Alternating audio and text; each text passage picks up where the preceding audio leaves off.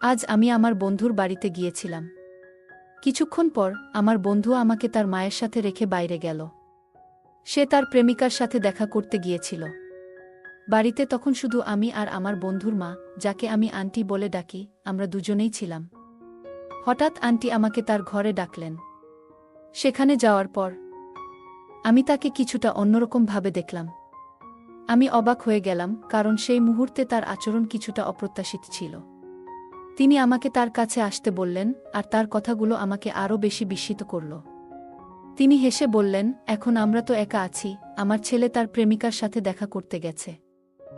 আমাদের এই সময়টা কিভাবে কাটানো উচিত, তার কথা শুনে আমি কিছুটা বিস্মিত হলাম।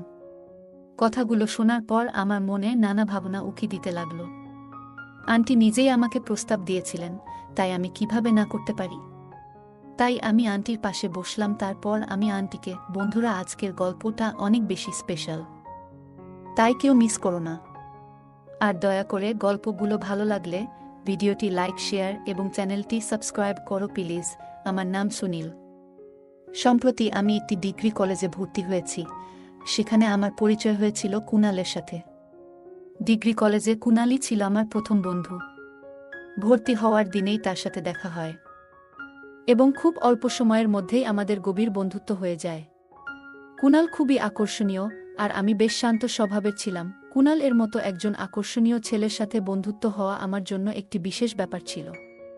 খুব অল্প সময়ের মধ্যেই আমরা ভালো বন্ধু হয়ে গেলাম। কলেজ শুরু হওয়ার 1 মাস পরের কথা। সেদিন ছিল কুনালের জন্মদিন। যখন সে কলেজে এলো, আমি তাকে আমার সাথে মন্দিরে নিয়ে গেলাম। এরপর ক্লাস শেষ হলে কুনাল বলল, আজ বিকেলে আমি তোমায় নিতে আসব।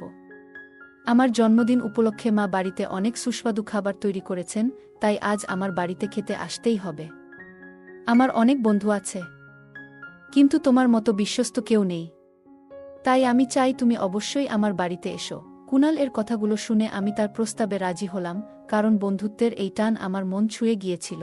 তুমি তো সবসময় বাইরের খাবার খাও, বাড়ির খাবারের স্বাদ পাও না। আমার মায়ের রান্নায় খুবই স্বাদ। কুনাল তার মায়ের হাতের রান্নার প্রশংসা করছিল।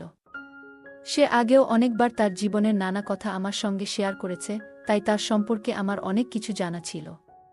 তার বাবা ছিলেন না, তার মা একাই তাকে বড় করেছেন। এসব কথাও কুনাল এর মুখেই প্রথম শুনেছিলাম। সেদিন সন্ধ্যায় কুনাল আমাকে নিতে এলো। আমি তৈরি হয়ে তার বাড়ির দিকে রওনা দিলাম, তার জন্মদিনের উপলক্ষে তার মায়ের হাতে তৈরি সুস্বাদু খাবার খেতে। বাড়িতে ঢুকতেই আমি একটি মেয়ে দেখতে পেলাম। সে পানির গ্লাস হাতে দাঁড়িয়েছিল। তাকে দেখে আমি অবাক হয়ে কুনালকে জিজ্ঞেস করলাম, তুমি তো বলেছিলে তুমি আর তোমার মা একাই থাকো, তোমার তো আর কেউ নেই। তাহলে এই মেয়েকে তোমার বোন নাকি? কুনাল আর তার সাথে মেয়েটি হেসে উঠল। কুনাল আমার কাঁধে হাত রেখে বলল, বন্ধু, এ আমার বোন না, এ আমার মা, আমার জীবনের সেরা মা। তিনি একাই আমাকে অনেক কষ্ট করে মানুষ করেছেন। তুমি যেটা ভেবেছ সেটা অনেকের ভাবনায় আসে। যখনই মা আমাকে নিয়ে মার্কেটে যান, অনেকেই আমাদের ভাইবোন মনে করে। কেউই বিশ্বাস করতে চায় না যে মার এত বড় ছেলে হতে পারে, কারণ তিনি নিজেকে খুব ভালোভাবে মেইনটেইন করেছেন। তিনি যোগ ব্যায়ামের বড় ভক্ত। প্রতিদিন ভোর 4টায় উঠে কোনো দিন বাদ না দিয়ে 1 ঘন্টা ধরে যোগ ব্যায়াম করেন। এটাই আমার মায়ের তারুণ্যের রহস্য। কুনাল তার মায়ের প্রশংসায় মগ্ন ছিল। সে এসব বলছিল, আর ঠিক তখনই তার মা বললেন, কুনাল, তোমার বন্ধুকে এখানে বাইরে দাঁড় করিয়ে গল্প শোনাচ্ছ, ওকে ভেতরে ডেকে বসতে বলো। তারপর আন্টি আমাকে পানি দিলেন। কিছুক্ষণ পর আমরা খাবারের জন্য বসে পড়লাম। সত্যি বলতে, আন্টির হাতের রান্নায় অদ্ভুত স্বাদ ছিল।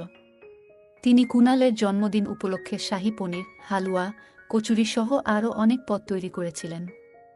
যখন আমি তাদের বানানো শাহী পনির খেলাম, তখনই মনে মনে ঠিক করে ফেলেছিলাম, আজ আমি আদরসটা পুরি তো খেয়েই ছাড়ব। আমি খুব আনন্দ নিয়ে খাচ্ছিলাম, আর কুনালও আমার পাশেই বসেছিল। হঠাৎ কুনাল এর ফোন বেজে উঠল।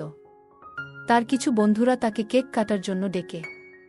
সে সঙ্গে সঙ্গেই যাওয়ার জন্য প্রস্তুতি নিল এবং বলল, আমি বেশি সময় নেব না, একটু কেক কেটে ফিরে আসছি। ততক্ষণ তুমি আরাম করে খাও। আন্টিও বললেন, আগে ভালো করে খেয়ে নাও, খাওয়া শেষ করে যাও, বলে কুনাল গাড়ির চাবি নিয়ে দ্রুত বেরিয়ে গেল। এরপর আন্টি এসে আমার পাশে বসলেন। বসার সঙ্গে সঙ্গে তিনি আমার থালা আরেকটা পুরি তুলে দিলেন। আমি লক্ষ্য করলাম আন্টি আমাকে এক অন্যরকমভাবে দেখছিলেন এবং মাঝে মাঝে মুচকি হাসছিলেন।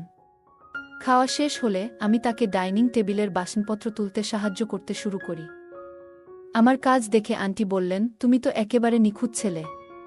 কুনালের মুখে তোমার নাম অনেকবার শুনেছি। আমার ড্যাশিং কুনাল এর মতো একজন ছেলে তোমার মতো সরল ও সাধারণ বন্ধু পেয়ে খুবই সৌভাগ্যবান। আমি বিশ্বাস করি তোমার সংস্পর্শে থেকে কুনালও তোমার মতো হবে। আন্টির কথা শুনে আমি হেসে দিলাম। এরপর তিনি আমার পরিবারের কথা জিজ্ঞেস করলেন। আমি তাকে জানালাম আমার পরিবার গ্রামে থাকে এবং আমি পড়াশোনার জন্য শহরে একা থাকি। আমরা কথাবার্তা চালিয়ে যাচ্ছিলাম, ঠিক তখনই কুনাল ফিরে এলো। আমাদের কথা বলতে দেখে কুনাল হাসতে হাসতে বলল, সুনীল, মা তোমাকে খুব পছন্দ করেছে। আমি কখনো দেখিনি মা আমার কোনো বন্ধুর সাথে এত কথা বলছে। সাধারণত মা কাউকে বাড়ির দরজা পর্যন্ত আসতে দেয় না। কুনাল কথা বলে যাচ্ছিল, আর আমি ঘড়িতে সময় দেখে মনে মনে ভাবছিলাম যে আমার যাওয়ার সময় হয়ে এসেছে। আমি কুনালকে বললাম, ভাই, অনেক রাত হয়েছে, এবার আমাকে আমার রুমে ছেড়ে দাও। রওনা হওয়ার সময় আন্টি বললেন, সুনীল, আবার এসো। আর পরের বার একটু বেশি সময় নিয়ে আসো। এই বাড়িকে নিজের বাড়ি ভাবো। তারপর আন্টি আমাকে আলিঙ্গন করলেন। আমি বুঝলাম তার আচরণ একটু আলাদা ছিল। তাকে বিদায় জানিয়ে রুমে চলে গেলাম। পরের দিন কলেজে কুনালের সঙ্গে দেখা হলো। সে হাসতে হাসতে বলল, সুনীল, মা তোমার প্রশংসা করেই সারা রাত কাটিয়েছেন। এত প্রশংসা তো আমাকে নিয়েও করেন না। আমি হেসে বললাম, কুনাল, সময়ের সঙ্গে সবকিছু বদলায়, তুমিও হয়তো একদিন আমার মতো হয়ে যাবে। দিনের পর দিন আমাদের বন্ধুত্ব আরও গভীর হচ্ছিল। একদিন কুনাল আমাকে বলল, মাকে বিকেলে বাজারে নিয়ে যেতে হবে। কাল তার অফিসে একটা ফাংশন আছে, তার জন্য কিছু কেনাকাটা করতে হবে। বিকেল 4টায় তুমি আমাদের বাড়িতে এসো। মাকে বাজারে নিয়ে যেও, কারণ আমি একটু ব্যস্ত আছি। কুনাল এর কলেজের এক মেয়ের সঙ্গে নতুন বন্ধুত্ব হয়েছিল এবং সে মেয়েটিকে ডেটে নিয়ে যেতে চেয়েছিল। তাই সে আমাকে তার মায়ের দায়িত্ব দিয়েছে। কুনাল তার মায়ের সাহায্য করার জন্য আমাকে পাঠিয়েছে। কলেজে আমি সাধারণত বিকেল 4টায় ক্লাস শেষ করতাম, আর সেদিনও তাই হয়েছিল। 4টায় আমার রুমে গিয়ে আমি কিছুক্ষণ বিশ্রাম নিয়েছিলাম এবং তারপর তৈরি হয়ে কুনাল এর বাড়ির দিকে রওনা দিলাম। কুনাল আমাকে তার বাড়ির দ্বিতীয় চাবি দিয়েছিল। সে বলেছিল, যদি মা বাড়িতে না থাকেন তবে বাইরে অপেক্ষা না করে তুমি চাবি দিয়ে দরজা খুলে ভেতরে ঢুকে বসে থেকো। আমি তার বাড়িতে পৌঁছে দরজায় কড়া নাড়ালাম এবং কয়েকবার ডোরবেল বাজালাম, কিন্তু ভেতর থেকে কোনো সাড়া পেলাম না। এমনকি মনে হলো ডোরবেলটাও ঠিকমতো কাজ করছে না। তখন আমি কুনাল এর দেওয়া দ্বিতীয় চাবি দিয়ে দরজার তালা খুলে ভেতরে প্রবেশ করলাম। ঘরে ঢুকে দেখলাম কেউ নেই, কিন্তু হঠাৎই একটা ঘর থেকে পানির শব্দ শোনা গেল। আমার মনে হলো যে হয়তো ঘরের কোনো নলের পানি অনবরত পড়ছে। পানির অপচয় যেন না হয়, তাই শব্দের উৎস খুঁজতে এগিয়ে গেলাম। শব্দের পিছু করতে করতে আমি একটি ঘরের সামনে এসে দাঁড়ালাম।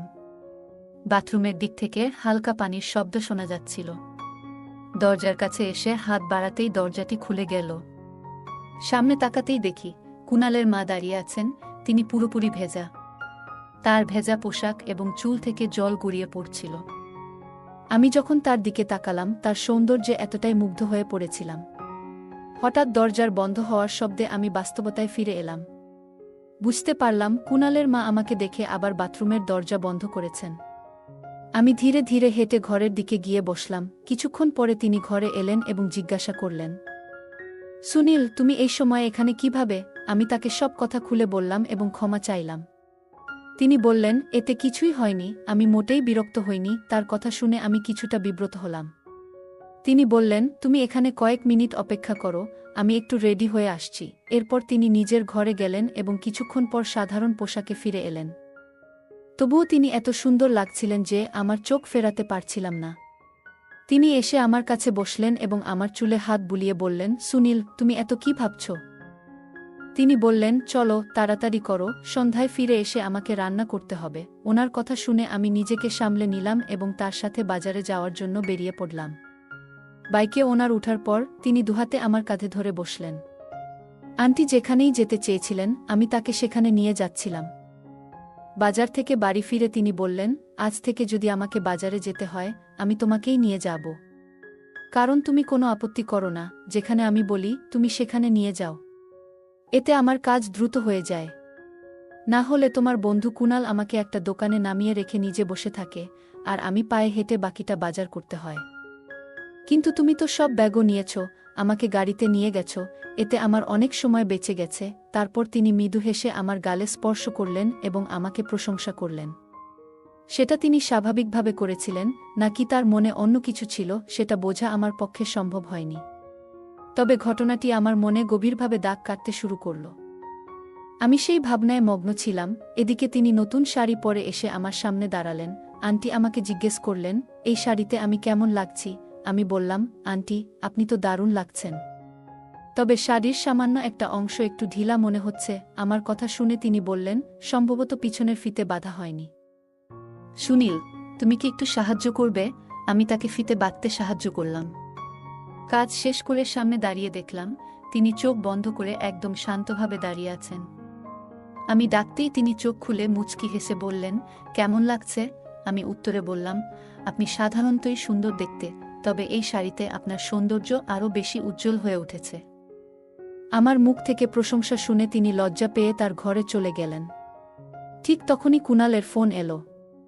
কুণাল বলল যে সে আজ রাতে তার বান্ধবীর সাথে বাইরে থাকবে এবং তার মাকে একা রাখতে চায় না। সে আমাকে বলল, তুমি যদি মায়ের সাথে থাকো তবে মা আমাকে ফোন করে বিরক্ত করবেন না।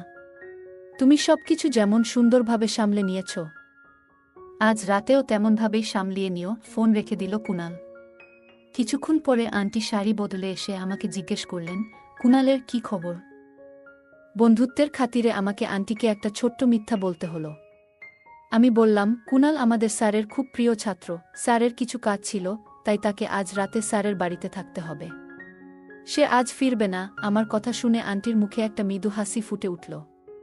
তিনি বললেন, আমি তো একা বাড়িতে থাকতে পারি না, তাই আজ রাতে তোমাকে এখানেই থাকতে হবে। এটা কুণাল আগেই আমাকে জানিয়ে দিয়েছিল।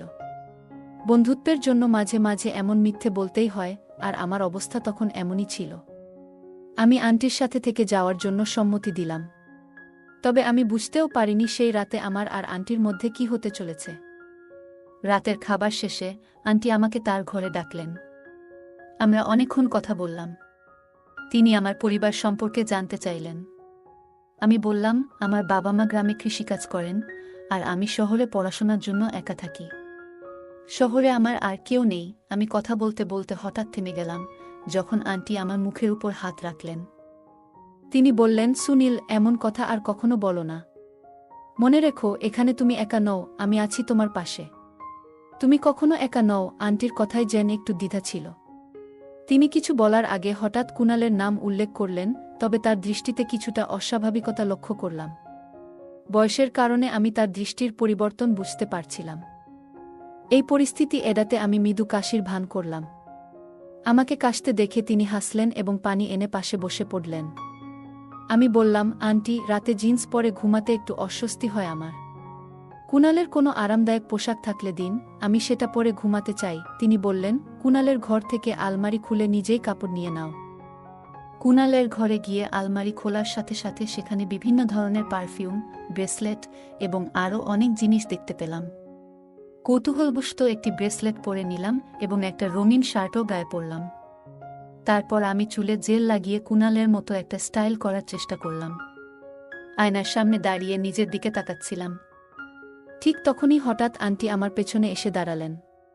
কখন এসেছেন আমি টের পাইনি, কারণ আমি নিজের দিকে তাকিয়ে ব্যস্ত ছিলাম। তিনি আমাকে নিজের দিকে ঘুরিয়ে আমার চুল ঠিক করলেন এবং ব্রেসলেটটি খুলে দিলেন। তিনি বললেন, সুনীল, তোমার কিছু বদলানোর দরকার নেই। তুমি যেমন তেমনটাই চমৎকার। প্রথমবার দেখেই তোমাকে ভালো লেগেছিল। কথাগুলো বলার সময় তিনি স্নেহভরে আমার পাশে এসে দাঁড়ালেন। আমি একটু অস্বস্তি বোধ করছিলাম, তাই বিনয়ের সাথে একটু দূরে সরার চেষ্টা করলাম। তিনি হেসে বললেন, সুনীল, এখন তো বাড়িতে আমরা শুধু দুজনই আছি।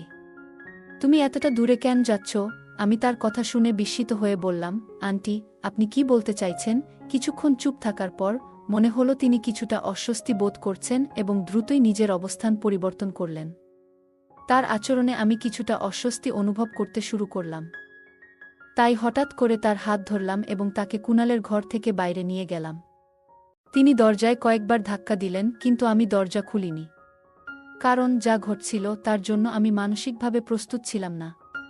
তার সৌন্দর্য আমার মনকে গভীরভাবে প্রভাবিত করেছিল, তবে কিছু বিষয় ঠিক মনে হচ্ছিল না। সেই রাতে আমি দরজাটি বন্ধ রেখেই ঘুমাতে গেলাম। পরের দিন সকালে প্রায় 6টার দিকে কুনাল বাড়ি ফিরল। আমি কুনালের সঙ্গেই তার বাড়ি থেকে তৈরি হয়ে কলেজ যাওয়ার জন্য বেরিয়ে পড়লাম। কলেজ যাওয়ার সময় কুনালর বাইকের পেছনে বসে আমি বললাম, কুনাল, তুমি তো তোমার জীবনের সঙ্গিনী খুঁজে পেয়েছ। তবে তোমার মায়ের পুনরায় বিয়ের কথা ভেবেছ কি? আমার এ কথা শুনেই কুনাল হঠাৎ করে মাঝপথে বাইক থামিয়ে দিল এবং আমাকে নিচে নামিয়ে বলল, সুনীল, তুমি আমার সবচেয়ে ভালো বন্ধু, তাই তোমাকে বলছি, আমি মায়ের দ্বিতীয় বিয়ের ঘোর বিরোধী। এই বয়সে মায়ের জীবনসঙ্গীর প্রয়োজন নেই। আমি এখন বড় হয়েছি এবং মায়ের পুনরায় বিয়ে আমার কাছে একেবারেই গ্রহণযোগ্য নয়। আমার করা প্রশ্নটি হয়তো কুনাল এর পছন্দ হয়নি, কারণ কুনাল আমাকে রাগান্বিতভাবে উত্তর দিয়েছিল, তাই আমি তখন সেই বিশ্বাসটি বন্ধ করে দিয়েছিলাম। দেখতে দেখতে 1 মাস কেটে গেল। এই 1 মাসে আমি একবারও কুনাল এর বাড়িতে যাইনি। এখন আমাদের কলেজে অ্যাসাইনমেন্ট জমা দেওয়ার সময় চলে এসেছে। একদিন রাত 8টার দিকে কুনাল আমার রুমে এসে হাজির হয়। সে আমাকে অনুরোধ করতে থাকে যাতে আমি তার অ্যাসাইনমেন্টটি সম্পূর্ণ করে দিই। আমি সব সময় আমার কাজ সময় মতো করে রাখি, তাই আমার সব অ্যাসাইনমেন্ট আগেই শেষ হয়ে গিয়েছিল। কুনালের অ্যাসাইনমেন্টটি শেষ করতে আমি রাজি হয়ে গেলাম। কিন্তু তখন রুমে বিদ্যুৎ ছিল না। আধা ঘন্টা কেটে গেছে, তবু আলো ফিরে আসেনি। কিছুক্ষণের মধ্যেই জানতে পারলাম যে পরবর্তী 3 দিন পর্যন্ত বিদ্যুৎ আসবে না। কুনাল আমাকে বলল, এখানে বিদ্যুৎ নেই তো কি হয়েছে? আমার বাড়িতে লাইট, ইনভার্টার সব আছে। প্লিজ আমার সাথে বাড়িতে চলো। কুনালের অনুরোধে আমি তার সাথে তার বাড়ি যাওয়ার জন্য রাজি হলাম। বাড়িতে পৌঁছেই আমি কোনো দিকে না তাকিয়ে সরাসরি তার ঘরে চলে গেলাম এবং দরজা বন্ধ করে দিলাম। কুনাল আমাকে অ্যাসাইনমেন্ট লেখার জন্য দিয়ে নিজে তার গার্লফ্রেন্ডের সাথে ফোনে কথা বলতে লাগল।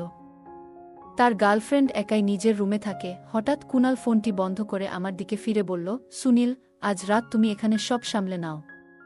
আমি আমার গার্লফ্রেন্ডের সাথে দেখা করতে যাচ্ছি, সম্ভবত সকালে ফিরব। আর হ্যাঁ, অ্যাসাইনমেন্ট জমা দেওয়ার জন্য এখনও 4 দিন বাকি আছে, তুমি চাইলে ঘুমাতে পারো। আমি কুনালকে বাইরে যেতে নিষেধ করছিলাম, কিন্তু সে কথা না শুনে বেরিয়ে গেল।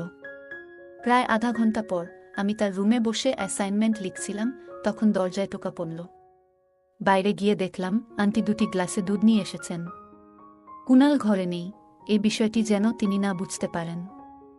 তাই আমি তাকে ঘরে ঢুকতে দিলাম না এবং বাইরে গিয়ে বললাম, কুনাল ঘুমিয়ে পড়েছে। তিনি আমাকে 1 গ্লাস দুধ দিয়ে তার ঘরে ফিরে গেলেন। আমি ডাইনিং রুমে বসে দুধ খেয়ে আবার কুনাল এর ঘরে ফিরে এলাম। হঠাৎ আন্টির ঘর থেকে অদ্ভুত শব্দ শুনে আমি আতঙ্কিত হয়ে তার ঘরের দিকে ছুটলাম। ঘরে ঢুকেই দেখি আন্টি নেই। পেছনে দরজা বন্ধের শব্দ হলো। দেখলাম আন্টি দরজাটি বন্ধ করেছেন। আমি জিজ্ঞাসা করলাম, আন্টি, এটা কি হচ্ছে? তিনি হেসে আমার মাথায় হাত বুলিয়ে বললেন, তোমাকে এখানে আনতেই হতো, তাই এমনটা করেছি। তুমি তো আমাকে ভালোবাসো, তাহলে এমন করতেছ কেন? আমি বললাম, আপনি আমার জন্য মায়ের মতো। আমি কিছু ভুল করতে পারি না, দয়া করে আমাকে মাফ করুন। তখন তিনি রেগে গিয়ে আমার শার্টের বাটন এমনভাবে টানলেন যে সেগুলো ছিঁড়ে মাটিতে পড়ে গেল। আন্টি হঠাৎ আমার কলার ধরে বললেন, আমি তোমার মায়ের মতো হতে পারি, কিন্তু মা নই। এটা মনে রেখো। তার কথায় আমার চিন্তাধারায় একটা পরিবর্তন আসলো। সত্যিই তিনি আমার মায়ের মতো যত্নবান ছিলেন, কিন্তু মা ছিলেন না। তার কথা শুনে আমি শান্ত হয়ে তাকে বললাম, যদি কখনো কোনো ভুল করে আপনাকে কষ্ট দিয়ে থাকি, তার জন্য ক্ষমা করবেন। কিন্তু আজ বুঝলাম আপনি আমাকে কি বোঝাতে চেয়েছেন। আপনার ব্যক্তিত্ব এবং সুন্দর মন আমাকে সবসময় মুগ্ধ করেছে। আমার কথায় আন্টি খুবই খুশি হলেন। তার মুখে যেন এক আলাদা রকমের খুশি ফুটে উঠল। তিনি আমার হাত ধরে বেশ কিছুক্ষণ রাখলেন। আমি তাকে আমার পাশে বসতে বললাম। তিনি মুচকি হেসে বললেন, আমি জানতাম একদিন তুমি আমার সঙ্গে দেখা করতে আসবে। এবার আমাকে তোমার ঘরের ঠিকানা দাও, যাতে যখন কুনাল বাড়িতে থাকবে না, তখন আমি আসতে পারি। বলার সময় তিনি তার মাথা আমার কাঁধে রাখলেন। আমি তার হাত ধরে বললাম, আপনি সবসময় আমার সম্মতি পাবেন। আমি একটু হাসি দিয়ে বললাম, আন্টি, আমার একটা প্রশ্ন আছে। আপনি আমার মধ্যে এমন কি দেখলেন যে কয়েকদিনের মধ্যেই আমার প্রতি আকৃষ্ট হলেন? কুনাল যখন 8 বছরের ছিল, তখন তার বাবা আমাদের ছেড়ে চলে গেলেন। তারপর থেকে আমি অনেক কষ্টে ওকে বড় করেছি। এখন আমার আর্থিক অবস্থার কিছুটা উন্নতি হয়েছে, কিন্তু যখন কুনাল কলেজে যেতে শুরু করল, তখন থেকে আমি ওকে তার বান্ধবীর সঙ্গে কথা বলতে দেখতাম। তিনি আরও বললেন, আমারও কিছু বান্ধবী আছেন যারা তাদের স্বামীদের সঙ্গেও এবং কিছু প্রেমিকের সঙ্গেও খুব সুখী জীবন যাপন করেন। কখনো কখনো তাদের দেখে আমারও একটু ঈর্ষা হতো। কিন্তু সেদিন যখন তোমাকে দেখলাম, তখনই তোমার প্রতি আমার মনে অন্যরকম একটা অনুভূতি জন্মালো। তারপর যখনই আমাদের দেখা হয়েছে, তুমি আমার মন জয় করেছ। তুমি আমাকে সবসময় সম্মানের সঙ্গে দেখেছ, আর তোমার এই আচরণই আমাকে তোমার প্রতি ভালোবাসা জন্মিয়েছে। আমি শান্ত স্বরে বললাম, আপনি আমাকে এত প্রশংসা করলেন, তার জন্য ধন্যবাদ। তবে যদি কুনাল এটা জেনে যায়, তখন কি করবেন? আন্টি মুচকি হেসে বললেন, সেটা পরে দেখা যাবে। এখন আমি শুধু কিছু সুন্দর মুহূর্ত কাটাতে চাই, যার জন্য আমি বহুদিন ধরে অপেক্ষায় ছিলাম। তিনি কাছে আসার চেষ্টা করছিলেন। আমি শান্তভাবে বললাম, আন্টি, আপনি যা খুঁজছেন তা সাময়িক শান্তি নয়। আপনার কথাবার্তা থেকে বোঝা যাচ্ছে আপনি এমন একজনকে খুঁজছেন যে আপনাকে সারা জীবন ভালোবাসবে এবং যত্ন করবে। আমি আপনার মঙ্গলের জন্য বলছি, তবে আপনি এই বিষয়টি ভুলভাবে দেখছেন। আমি আরও বললাম, যদি আপনি প্রকৃত ভালোবাসা এবং সাময়িক অনুভূতির মধ্যে পার্থক্য বুঝতে পারেন, তাহলে নিজের প্রয়োজনগুলো আরও স্পষ্টভাবে উপলব্ধি করতে পারবেন। আমি আন্টির দিকে তাকিয়ে শান্তভাবে বললাম, আপনি যদি সত্যিই বিষয়টি বুঝতেন, তবে আপনি এমন সিদ্ধান্ত নিতেন না। আপনার সৌন্দর্য আমার কাছেও দৃষ্টিগোচর, কিন্তু কিছু সম্পর্কের সীমা আছে যা আমরা কখনো অতিক্রম করতে পারি না। আপনাকে এটা বুঝতে হবে যে আপনার কি প্রয়োজন। যদি আপনি শুধু আবেগের বশে আমার সঙ্গে কিছুটা সময় কাটান, তাহলে পরে আপনাকে সেই মুহূর্তগুলোর জন্য অনেক আফসোস হবে। কারণ এই ধরনের সম্পর্ক কখনো সমাজে স্বীকৃত হতে পারে না। আর আমাদের সম্পর্কেও কোনো ভিন্ন নাম দেওয়া যাবে না। আমার কথাগুলো শুনে আন্টির চোখে এক ধরনের উপলব্ধির ছাপ পড়ল। তিনি ধীরে ধীরে মাথা নেড়ে মেনে নিলেন। তারপর তিনি আমার কাছে ক্ষমা চাইলেন এবং আমি যখন তার ঘর থেকে বেরিয়ে আসছিলাম, তিনি আমাকে আর থামানোর চেষ্টা করেননি। আমি কুনালের ঘরে ঢুকতেই দেখি কিছুক্ষণ পর কুনাল জানালা দিয়ে ভেতরে ঢুকল। তার হঠাৎ ফিরে আসার কারণ জিজ্ঞাসা করতেই সে বলল, আমার বান্ধবীর মাথায় একটু ব্যথা ছিল, তাই ওকে মেডিকেল থেকে ওষুধ এনে দিলাম।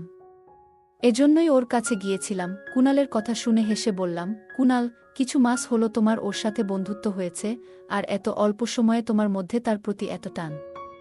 কিন্তু তোমার নিজের মায়ের কথা কি ভাবো? তারও তো একজন সঙ্গীর প্রয়োজন হতে পারে, তাই না? আমি বললাম, জীবনে সবারই সঙ্গীর প্রয়োজন হয়।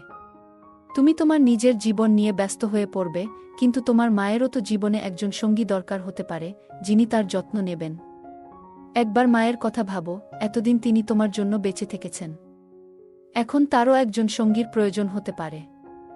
আমার কথাগুলো শুনে কুনাল বেশ ভেবে দেখল। সে একটাও শব্দ আমার বিরুদ্ধে বলল না। পরের দিন যখন আমি তাদের বাড়ি থেকে বেরোচ্ছিলাম, কুনাল তার মায়ের সামনে এসে তাকে বিয়ের অনুমতি দিল। কিছু দিনের মধ্যেই কুনালের মা আবার বিয়ে করলেন। আন্টি তখন ৪২ বছর বয়সী ছিলেন এবং তার নিজের বয়সের একজন জীবনসঙ্গী খুঁজে পেলেন। আমি যখন আন্টিকে নতুন জীবনের জন্য শুভেচ্ছা জানাতে গেলাম, তিনি আমার মাথায় হাত বুলিয়ে বললেন, সুনীল, আমি তোমার মায়ের মতো নই, আমি তো তোমার মাই। তখন আন্টির সেই কথা মনে পড়ে গেল, আর তিনি তার নতুন স্বামীর সামনেই আমাকে ধন্যবাদ জানালেন। তাদের সুখী দেখে আমিও খুব খুশি হলাম। কুনাল আমার ঘনিষ্ঠ বন্ধু ছিল, তাই তার সুখ আমার সুখের মতোই। এরপর আমি আর আন্টির বাড়িতে খুব বেশি যাইনি। আমি চেয়েছিলাম তাদের নতুন জীবনের শুরুটা তাদের নিজের মতো করে হোক। তাই আমি অন্য শহরে গিয়ে নিজের পড়াশোনা শেষ করি। কুনালের সঙ্গে আমার বন্ধুত্ব অটুট ছিল, কিন্তু আমি আর তাদের বাড়িতে যেতাম না। যখনই আমাদের দেখা করার দরকার হতো, কুনাল নিজেই আমার কাছে চলে আসত, কিংবা আমরা কোনো নির্দিষ্ট জায়গায় দেখা করতাম। গল্পটা কেমন লাগলো জানাতে ভুলবে না। আরও মজার মজার রোমান্টিক গল্প শুনতে চাইলে ভিডিওটি লাইক, শেয়ার এবং চ্যানেলটি সাবস্ক্রাইব করতে এবং বেল আইকনটি ক্লিক করতে ভুলবে না।